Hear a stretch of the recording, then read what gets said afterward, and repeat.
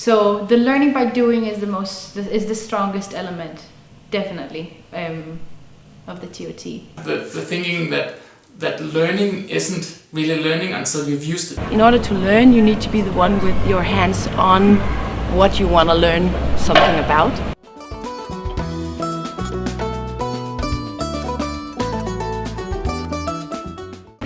One of the best things is also the giant toolbox I got with like loads of methods and exercises and tools that just make sense when you want to work with people and teach and train in all different kinds of settings. There was like basic stuff, you know, you had to put in the workshop, and you need breaks, you need energizers. The whole thing about body language and how you can actively use your body language when facilitating, and like simple methods on how to get people's knowledge out.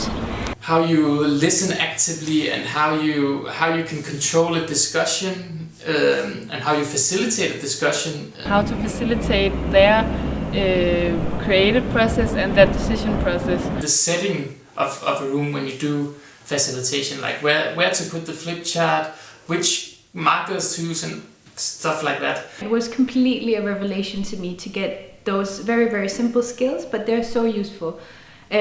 Just to be able to facilitate a process with other people where you know how to include others in a decision making, or making a creative brainstorming where people feel that they're being heard and included, and that you feel good about taking people through a process. That skill is something that you can use in everything in your life.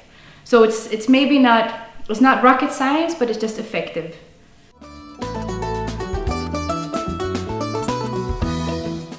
To be completely honest, I had no idea what facilitation was.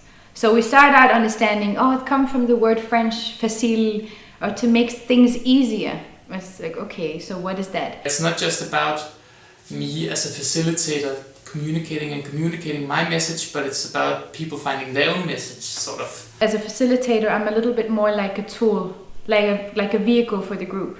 So as a facilitator, you don't go in and say, no, I want things to be like this.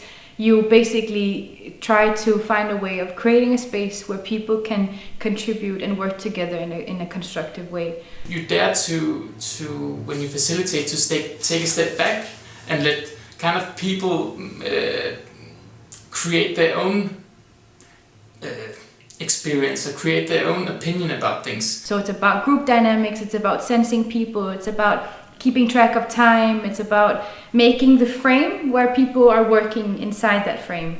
That's the role of the facilitator.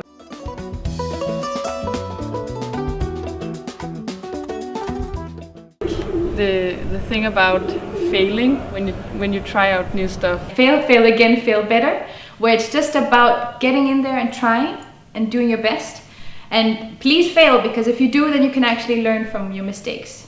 I think after the course, I really felt that I'm not so afraid of making mistakes anymore. Yeah. Because that is a learning process as well.